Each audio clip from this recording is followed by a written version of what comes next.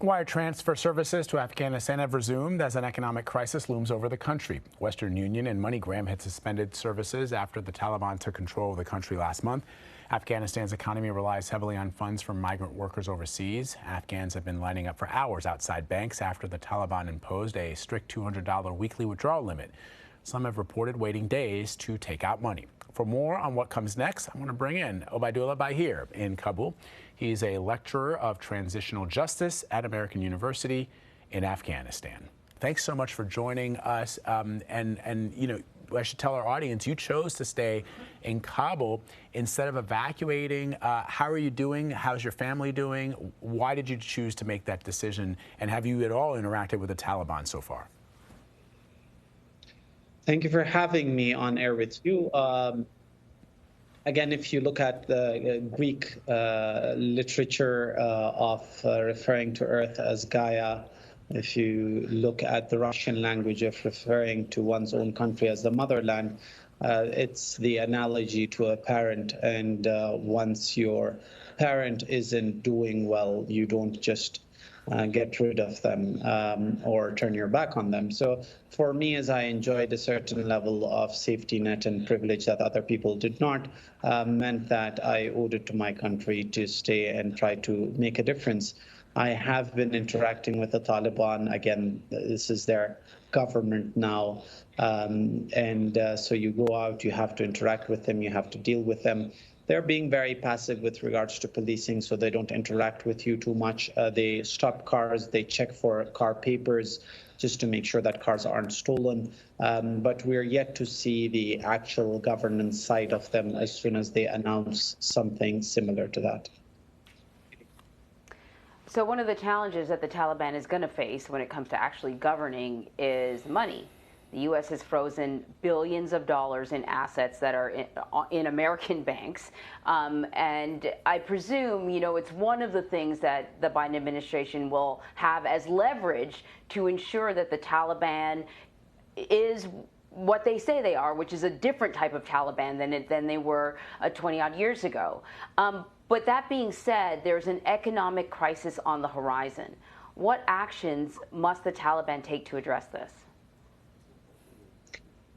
There's obviously the idea of international recognition, the leverage that the United States or the international community wants to hold over the Taliban to get them to comply to certain international norms with regards to civil liberties and political participation and so on and so forth. The other side of this is that there was a huge war economy in Afghanistan. So the Afghan government was spending most of its own annual budget on the war. And then the Taliban, with their $1.4 billion worth of annual revenue, were spending that into the war as well. Once you free up that kind of money, once you have lesser corruption, which is something that the Taliban have been known for, the Afghan government previously was the second most corrupt in the world. We're hoping once all of that frees up, that the economy has some sort of movement within itself. But the international community, something that we heard the foreign minister of Britain say, that they will not recognize the Taliban, but they will engage with them. That's a good start to have, at least even if that engagement keeps happening, so that the common Afghan people don't end up suffering. As you mentioned, a lot of Afghan diaspora send their money back home. With the 100,000 odd people that have left, they will eventually want to support their families here as well. And that should not be cut off. And we really need to maintain this delicate balance to make sure that there's some sort of response from the Taliban with regards to the things expected of them by the international community. A spokesperson for the Taliban told the AFP the group could announce its new government as early as tomorrow. What would international recognition mean for the Taliban, and what does it hinge on? There's often a problem between what is said and what is heard.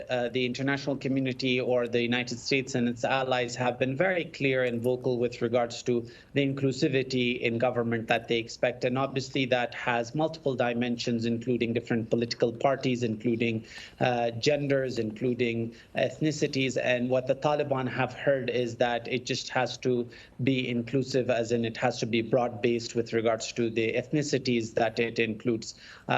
There's there's been very little consultation with other political parties with what the political system is going to look like or what sort of power would be shared. What we have heard is that the Taliban will create something where what is similar to the Iranian system. We will have their emir, their caliph, who's going to be the head of state, a spiritual leader for the country. He will have a council of jurisprudence or a state leadership council. And then underneath it would be a whole cabinet of ministers. Yeah, they've been changing the dates for those announcements. And now they're even saying that it's something that could be announced midweek. We're holding our breath, and we really want the Taliban to step up into their governance role so that the administrative processes of the government can start moving ahead. Life is on a standstill. The government was one of the biggest employers of the country, and if they're not employing people, people are jobless, the banks are closed, the economy is at a standstill. You know, we've been talking about the pressure that the international community can put on the Taliban, but I'm curious about the pressure from within. We spoke to a former minister in the government earlier this week, and one of the things that she said is, yes, you know, the Taliban says that they're different than the Taliban of yesteryear, but Afghanistan is different too. Afghans are different too. They've had 20 years of freedoms that they didn't have under Taliban rule. As far as I know, the internet is still working, and we know how influential the internet can be and what a tool it can be when it comes to organizing. Does the Taliban have to recognize that they are also dealing with a different type of Afghanistan? Two things here. First off, I wish you'd ask the minister as to why they decided to desert the Afghans to their own fate and ask them to face the Taliban themselves directly, because had the Afghan government discussed a transition of power with the Taliban, at least that would mean that the political system would have included people that could have represented those values. Unfortunately, by not discussing any transition, but by fleeing the country, they left the Afghans to their own accord. They gave the Taliban a total victory that now we have to negotiate around.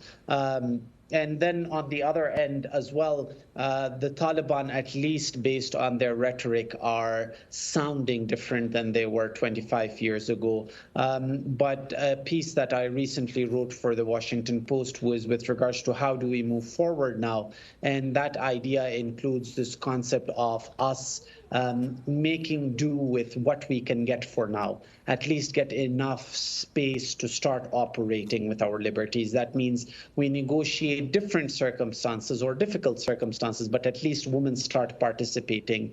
There's certain restrictions, but at least there is some sort of media operational in Afghanistan. And then we grow from that. And it's the advent of modern communication, of globalization that hopefully can push the Taliban, make them understand that any prospects of economic prosperity are very closely linked with these liberties that they have to provide to these people, to their own citizens.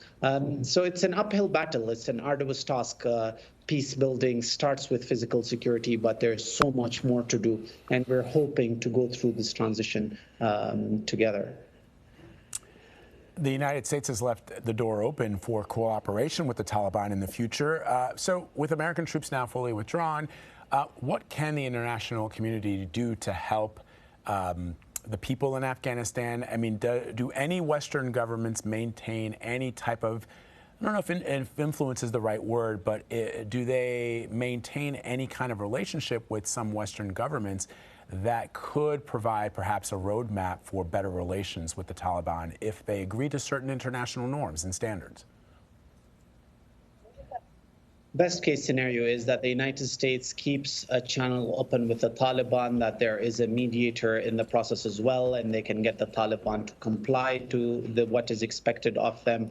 But that is not going to be very likely. What the international community can, however, do is twofold. One is to create a consensus regionally or globally with regards to what the official stance towards the Taliban is going to be, because if they are going to try and use the fear of sanctions or lack of legitimacy and recognition as a deterrent, it has to be uniform. It has to be a stance taken by all the major powers. So if China or Russia are going to grant legitimacy, then even if the United States doesn't, it becomes very irrelevant.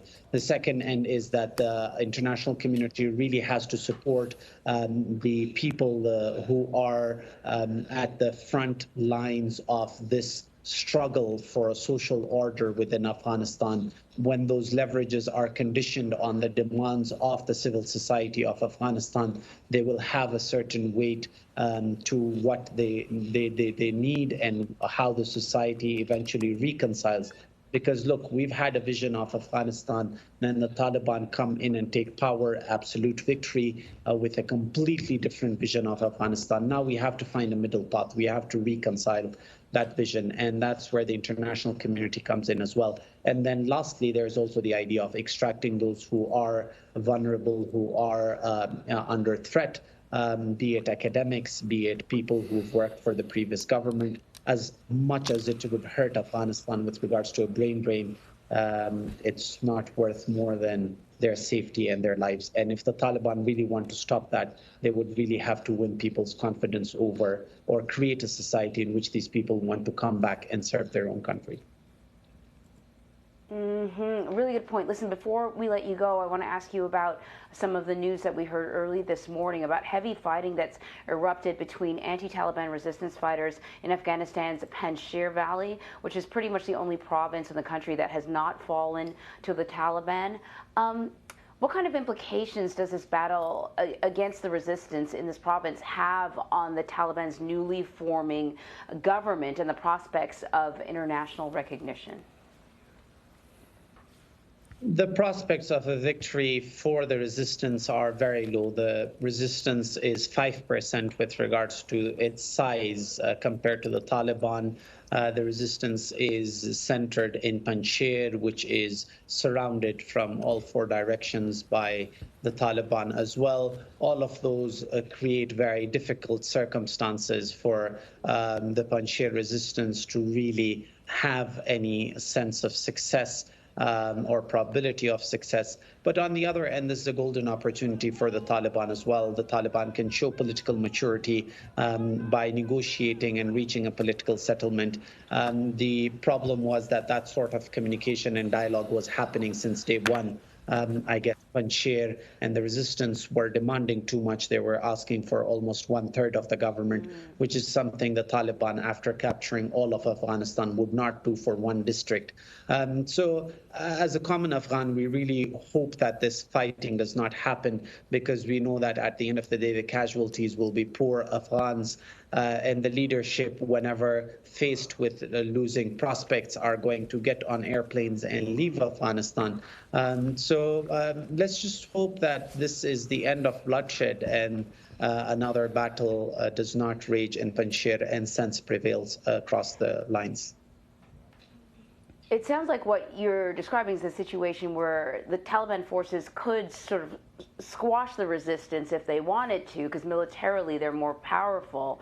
We were speaking to our correspondent, Charlie Daggett, who's in the region earlier today, and he did say what you said, which was that the Taliban has been trying to negotiate with this group, even though clearly militarily they're more powerful. What does that say to you about the Taliban? It shows a change from the Taliban side. Panjshir was the epitome of the resistance against the Taliban the first time they were in power. Panjshir represented the Afghan end of the American intervention in Afghanistan, so the Northern Alliance were the boots on the ground with regards to the Afghans. So there's a lot of bad blood. So it does show a lot of tolerance from the Taliban's part to actually want to negotiate. I reckon the Taliban also recognized that there was the international recognition and legitimacy was hinged on how they could handle the situation. They also probably don't want to taint their initial rise to power with that much bloodshed, because if nothing else, it's going to be regarded as ethnical cleansing, because it's one area, one ethnicity that they will be fighting against. And maybe there are elements within them that understand the complexity and the cost of such actions. But the Panjshir resistance would also have to make things easier by demanding more realistic political items. And we're still hoping that there is a political way out of it and doesn't all have to go down to bloodshed. And the Taliban are, to our surprise, showing restraint, which is a good change to see. Obaidullah Baheer, it's been a pleasure talking to you. Stay safe, sir. Thank you very much. Pleasure's been all mine.